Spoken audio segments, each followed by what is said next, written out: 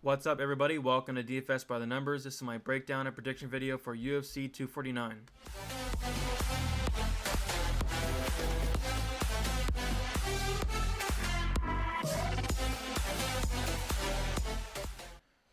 What's up, guys? Welcome back. It feels like it's been forever, and it really has. We were supposed to have this card April 18th, but that did not pan out. So we're having it now, Saturday, May 9th. It's going down in Florida. We have a really good card stacked from top to bottom. We have fights like Donald Cerrone versus Anthony Pettis on the prelims. We got Luque Price on the prelims. Just like this is insane. So really looking forward to it. Before we start the video, if you guys can leave a like, also subscribe if you haven't yet. I really appreciate that. Going to be posting a lot of content within the next couple weeks, especially we have 3 cards in 8 days coming up, so that's something to look forward to. And also, I am doing a DraftKings free roll contest, completely free to enter. All you have to do is drop your DraftKings username in the comments. I'll send out the invites Friday night or Saturday morning. Nothing crazy, just like $25 the first. Make sure you have PayPal or Cash App so I can pay the winner, but should be fun. I'm going to try to do this every pay-per-view. Nothing crazy, but just like something to give back to you guys for all the support and everything. So yeah, if you want to join that, just drop your DraftKings username below. But we'll start with the first fight of the night here, which is actually a pretty interesting fight here. We have Ryan Spann versus Sam Alvey. Ryan Spann, he's 20 years old. He's 6'5" with a 79-inch reach, 17-5 record, and he's 5-0 in his last 5 fights. He lands 3.45 significant strikes per minute with a 45% accuracy. He absorbs 2.69 significant strikes per minute with a 52% striking defense. He averages 0.88 takedowns per 15 minutes with a 50% takedown accuracy, and he has a 66% takedown defense, and he averages 1.75 submissions per 15 minutes, which is really good. He has 22 fights in MMA. He's finished 18% of those fights by knockout, 50% of those fights by submission, and he has a 68% finish rate. He's lost by decision once, he's lost by knockout twice, and he's lost by submission once. As for Sam Alvey, he's 33 years old. He's getting towards the end of his career. He is 6'2". He's a 75-inch reach, so 4-inch reach disadvantage here. He is 33-13. He's 2-3 in his last 5 fights. He averages 3.05 significant strikes per minute with a 44% striking accuracy. He absorbs 3.20 significant strikes per minute with a 55% striking defense. He averages only 0.09 takedowns per 15 minutes with a 16% takedown accuracy, but he has a really good 82% takedown defense with a 0.09 submission average per 15 minutes. He has 46 fights in MMA. He's won 44% by knockout, 7% by submission, and he's finished 51% of all his fights. He's lost by decision 7 times, been knocked out 3 times, and lost by submission 0 times in 46 fights, which is very impressive. Well, I see a lot of people saying that Spann's going to come out here and knock Alvey out right away. Like, as soon as he touches his chin, he's going to get knocked out. Alvey has a very good chin. It's just he's been knocked out 2 of his last 3 fights, so maybe his chin is diminishing a little bit. But I think Alvey's chin's going to hold up, and I think Spann's going to dominate. I think he is going to dominate and win this fight. But I just think Alvey's chin's going to hold up. I mean, Spann's not really a knockout guy. He's only won 18% of his fights by knockout. He is more of a submission guy, more of a grappler, but he does have power. He definitely can knock him out. I'm not saying it can't happen. It might happen, but I just think Alvey's chin's going to hold up, and he's just going to get dominated throughout the whole fight. Like a 30-27, 30-26 decision for Spann here. I don't like Alvey's chances winning at all. Just looking at the odds here, we got Spann. He's a minus 380 favorite, and Alvey is plus 315. I mean, maybe Alvey gets a fluke knockout. We've seen Spann knocked out twice before. But other than that, I just see Spann dominating here. Minus 380, maybe put him in some parlays. But other than that, give me Spann by a very dominant decision. This fight's going to be very fun. We have Bryce Mitchell versus Charles Rosa. Bryce Mitchell, he's 25 in the prime of his career. He's 5'9 with a 70-inch reach, and he's 12-0, obviously 5-0 in his last 5 fights. Charles Rosa, he's 33, he's 5'9 with a 69-inch reach. He's 12-3, and he is 3-2 in his last 5 fights. I actually like Bryce Mitchell quite a bit here. He's the younger fighter. He's the bigger fighter. I think he's really going to give problems to Rosa on the ground and on the feet. I just think he's better everywhere. On the feet is very close, it is, but I just think Mitchell's better everywhere. We've seen Rosa go out there and submit Manny Bermudez in the first round, his last fight. I think Manny Bermudez is a little bit of a fraud. We just saw him lose to Casey Kenny. I don't really think he's good as we initially thought. He misses weight. I think he got cut by the UFC even. I mean, he misses weight almost every time. So, like I said, I think Manny Bermudez is a little bit of a fraud. So we can't take too much in account of that Rosa submission. And plus, we saw Rosa use the cage, which you're not allowed to do to get that submission locked in. So I don't want to say it was a fluke submission because he definitely earned that win over Bermudez, but I just think Mitchell's the better fighter here overall, and I like him here. But just looking at the lines here, Mitchell minus 175 and Rosa plus 155.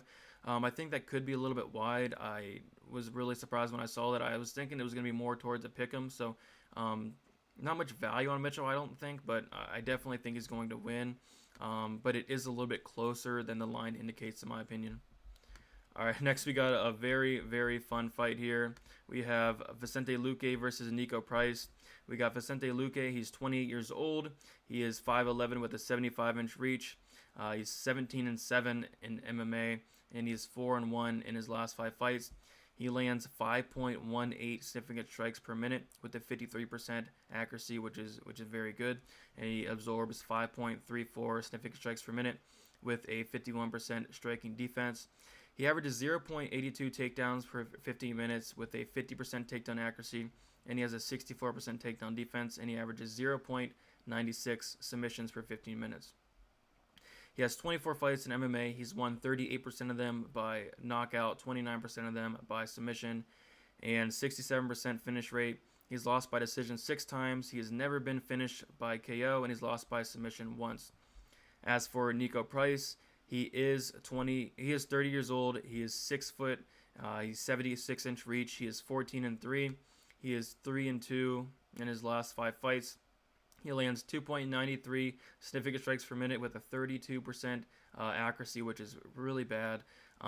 He absorbs 4.29 significant strikes per minute with a 54% striking defense, which I was really surprised at those numbers because he does get hit quite a bit. But he does land 1.29 takedowns per 15 minutes with a 28% takedown accuracy and a 66% takedown defense and a 1.62 submission average per 15 minutes. Price has 17 fights. He's won 59% of them by knockout, 18% by submission, and 77% finish rate. He's a finisher. He's lost by decision 0 times. This guy does not go to decision often at all. He's lost by knockout once, and he's lost by submission twice. So this fight, we've seen them fight before. Luque won that fight. He got the finish there. I think the same thing's going to happen here. I've seen some people on Price. Don't really understand that at all. I guess you could say that Price has improved a little bit, but I don't necessarily agree with that. I mean, he's always dangerous in any fight he's in, as is Luque. Luque's never been knocked out. I know anything can happen, but he has a good chin. But he has taken a lot of damage throughout his last fights. But, I mean, the last fight he lost against Stephen Thompson. Other than that, he won his last 4 before that. So I like Luque quite a bit here. I think he's the better striker by far, the way more technical fighter. I even think he's the more durable fighter as well. So I like Luque quite a bit, and I am looking at putting him in a parlay as well. Minus 260, that's a pretty good line there. I think there actually is some value on the line. But the only thing is it's a little. You got to be worried about Nico Price. I mean, you can never count Nico Price out of a fight ever. We saw, when he got taken down by James Vick and that up kick knocked James Vick out. I was all over Price then. You got the hammer fist from the bottom. I mean, Tim Means was never knocked out. Tim Means was never knocked out before he fought Nico Price, and then he got knocked out by Nico Price, and then Means got knocked out the fight, like 2 fights after that as well. So Price can finish you. It doesn't matter if you've never been finished. Luque can get finished here, but I just think Luque's chin's going to hold up, and Luque's going to finish Price. I think he's probably going to do it by submission, maybe hurt him and then submit him on the ground, or maybe even takes him down. But give me Luque all day here. This next fight is a pretty hard fight to call for me. It's just there's so many question marks. Like we saw Souza in his last fight. He just did not look good, but that was against someone who's, I think, really underrated in Jan Blachowicz. His takedown defense definitely held up. Souza was holding him against the cage for like the whole fight, which was a very boring fight, first of all. Second of all, Jan's takedown defense really held up. I think if Souza does that to Uriah Hall, that game plan, the wrestling heavy game plan, I don't think Hall's going to be able to stop those takedowns like Jan Blachowicz. So that's why I think Souza's going to be able to take Hall down. I think the striking is pretty close. Obviously, I think I'm going to give Hall a little bit of advantage on the striking. Hall's very dangerous. But Hall has been knocked out, I think, like, let me check. I think it's like 5 times, something crazy like that. Hall's been knocked out 4 times. Souza's been knocked out twice. Neither has lost by submission. This is just a very, very close fight. I can see it going either way, but I have a weird feeling someone's going to get finished in this fight. Just looking at the finishing props here, odds to finish, Souza is plus 170 and Hall is plus 255. Yeah, so Vegas is kind of agreeing with me that they think this fight's probably going to finish here. But man, this fight is so close as a toss-up. But I'm gonna have to go with Jacare Souza. I just think he is the better fighter. He is at the end of his career. He's 40 years old. He's definitely getting towards the end. But I'm gonna go with Souza to pick him here.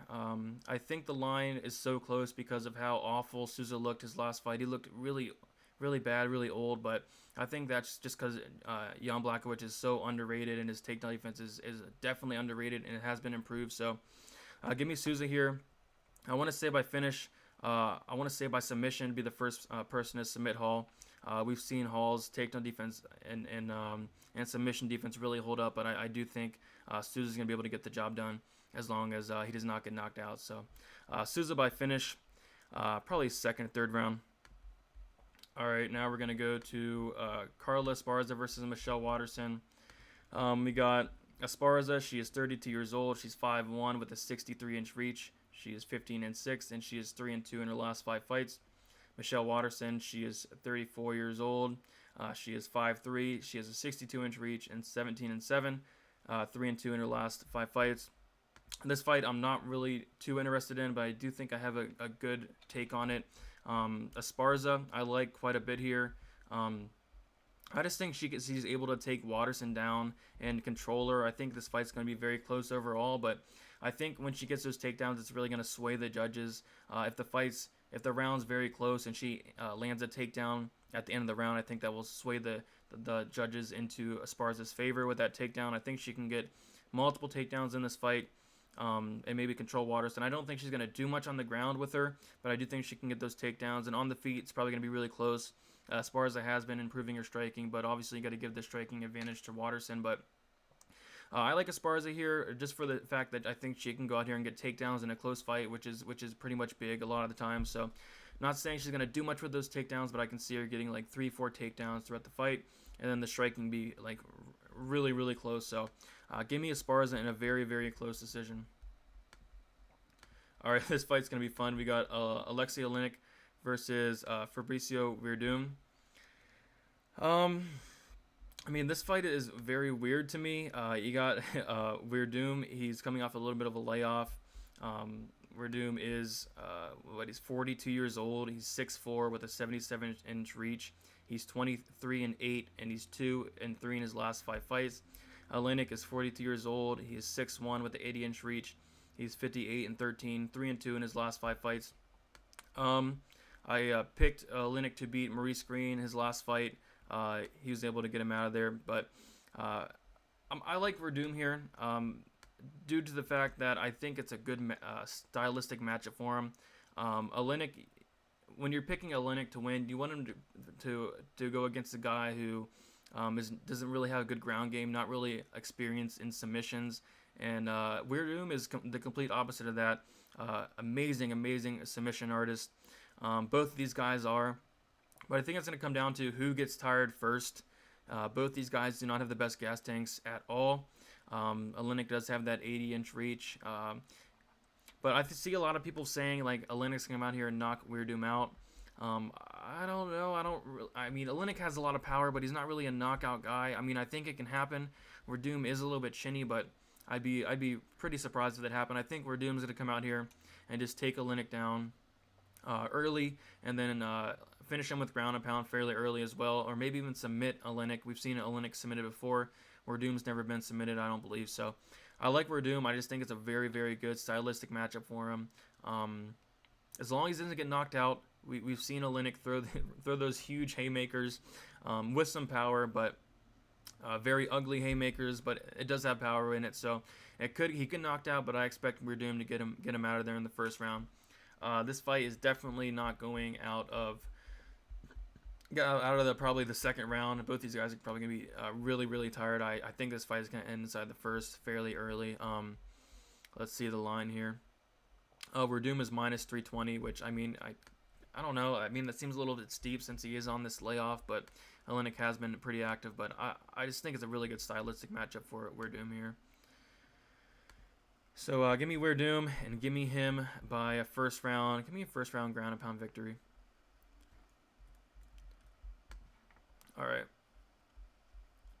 All right, this fight's going to be really interesting here. We got Anthony Pettis versus Donald Cerrone.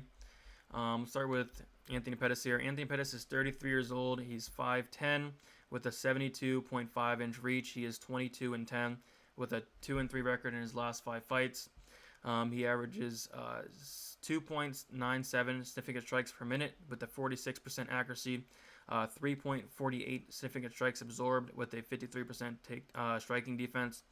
He averages 0.67 takedowns per 15 minutes with a 54% accuracy, and he has a 58% takedown defense, and he averages 1.18 submissions per 15 minutes. He has 32 fights. He's finished 25% of them by knockout, 40% by submission, and a 65% finish rate.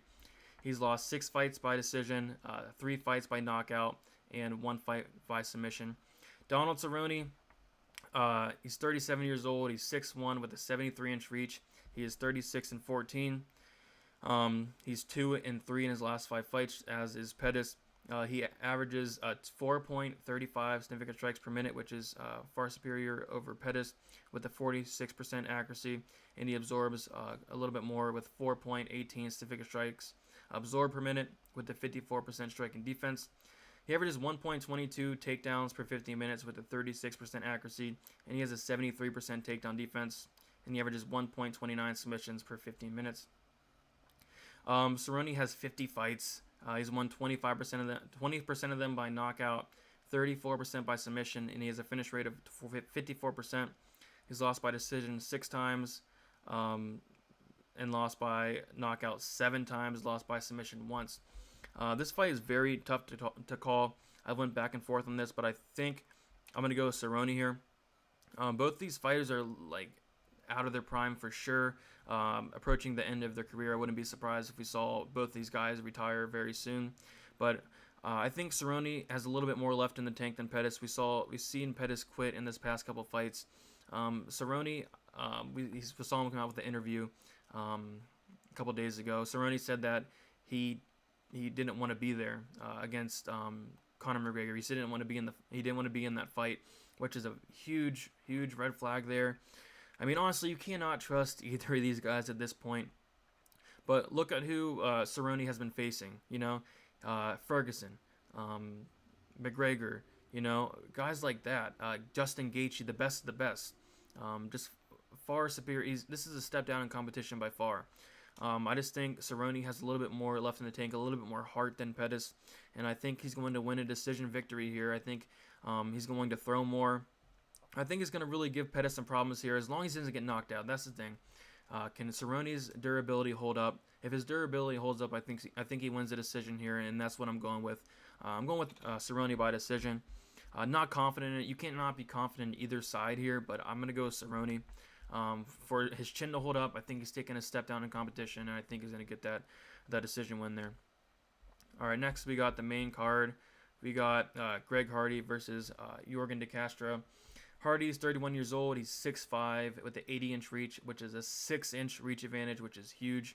He's 5-2, and he is 3-2 in his last 5 fights with like a no contest in there. De Castro, he is 32 years old.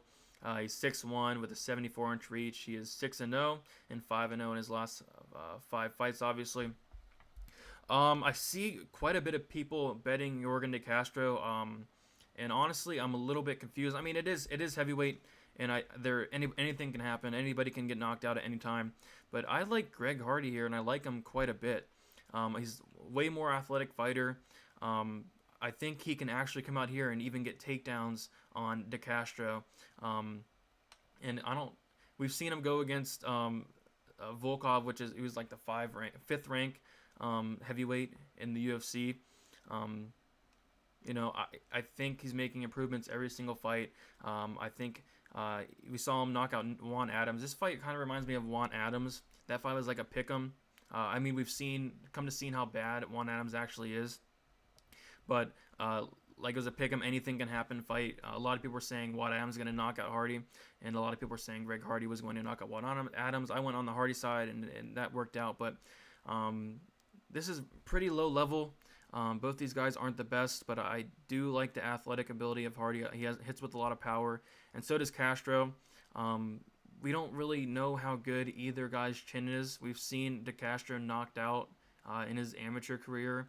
That was like 2015, 2016 though. So we have seen De Castro knocked out before. We have seen him rocked before. Never seen Hardy rocked or anything like that.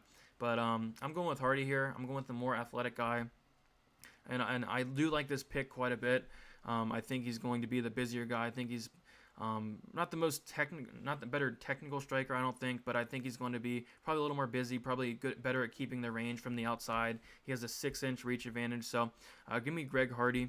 And just looking at the odds here, I did think the line would be a little bit wider, but it is -190, which that is probably a little bit too wide there. Definitely would not bet that because it is heavyweight and De Castro hits like a truck. So I would not be surprised if Hardy gets knocked out, but I'm just going to go with my gut here with Greg Hardy to get I'm going to say first round knockout. All right, Jeremy Stephens versus Calvin Kattar. This fight is fairly simple. I mean, Jeremy Stephens, he's lost like 4 of his last 5 fights, I believe. He's lost 2 of his last 3 fights. No, he's 2-3 in his last 5 fights. My bad, can't read. But he's Calvin Kattar's like 4-1 his last 5 fights. He lost to Zabit. 3-2 in his last 5 fights. My bad. He lost to Zabit. He really came on in that 3rd round. We saw how good he really is in that 3rd round once Zabit started getting tired. But I just think Kattar's the far better boxer. I can see Stephens maybe trying to go for takedowns. I think Kattar's takedown defense will hold up just fine. I just think this is going to be a bad night for Jeremy Stephens, and I can see a finish from Kattar on Stephens. As long as Kattar's chin holds up, I don't think Kattar's ever been knocked out. Let me check real quick. But I don't think Kattar's ever been knocked out. No, Kattar's never been knocked out in, 24 fights. So I think his chin's going to hold up. I think Stephens is probably going to get knocked out here. Stephens is a very tough guy, but I do think Kattar's going to give him a lot of problems here and just put on a 3-round clinic, or even finish him. So, I'm going to go with a Calvin Kattar 3rd-round finish, 3rd-round knockout. And, I don't really like Stephens' chances in this fight at all. All right. So next we got a really interesting fight here. We got Francis Ngannou versus Jairzinho Rozenstruik. I've been really high on Rozenstruik. I've picked him in I think all of his fights in the UFC. Ngannou is 33 years old. He's 6'4" with the 83-inch reach. He is 14-3, and he's 3-2 in his last 5 fights. Rozenstruik is 32 years old. He's 6'4", 78-inch reach. He is 10-0, and he's 5-0 in his last 5 fights. I'm just going to go over the striking stats for this fight. Ngannou, he lands 2.15 significant strikes per minute with a 37% accuracy, which is both are not very good. He only absorbs 1.97 significant strikes per minute with a 48% striking defense. And Rozenstruik averages 3.72 significant strikes landed per minute with a 46% accuracy, and he absorbs 3.05 significant strikes per minute with a 32% striking defense, which is pretty poor as well. This fight can go one of 2 ways, in my opinion. I think Ngannou's either going to knock him out right away, or Rozenstruik's going to win a decision. I don't see Ngannou being able to win a decision. He's not active at all. He does not throw much at all. Rosenstruck's probably going to be the busier fighter. But I think that's just what Ngannou wants. Ngannou wants to land that hard punch, and that's what he does. I think he's finished like his last, I think he's finished like his last 3 fights, all in the first round. He's a finisher for sure. We all know that. So I'm going to go with Ngannou, first round knockout. If he does not get that knockout, I am worried that Rosenstruck will win a decision. So that's why I don't mind seeing people placing money on Rosenstruck here, because I do think there's some value. I mean, I don't really think he's going to knock out Ngannou. Maybe he does, but I just think he can possibly win a very, very, very, very close decision if Ngannou is not active enough. But ultimately, I just see Ngannou going out here and knocking out Rosenstruck. All right, next we got a very intriguing fight here. We got Henry Cejudo versus Dominick Cruz. This fight is very interesting because Dominick Cruz is on like a 3.5, almost 4-year layoff, I believe. It's been forever since we have seen him in the octagon. Dominick Cruz is 35 years old. He is 5'8" with a 68-inch reach. He's 22-2, and he's 4-1 his last 5 fights. Henry Cejudo is 33. He's 5-4 with a 67.5-inch reach. He is 15-2, and he's 5-0 in his last 5 fights. I mean, both these guys are one of the best in this weight class. I'm going to be taking Dominick Cruz here.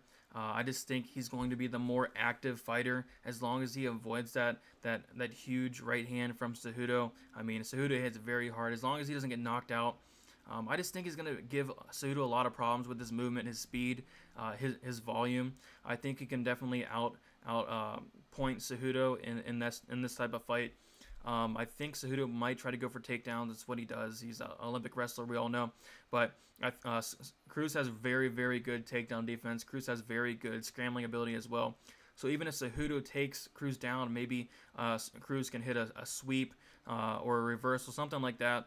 So maybe Cejudo will be hesitant to take Cruz down because of that. So if it stays on the feet the whole time, I favor Cruz. I mean, as long as he hasn't like completely diminished, I mean, with that layoff, I like Cruz here.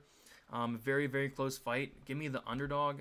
Just checking the lines here.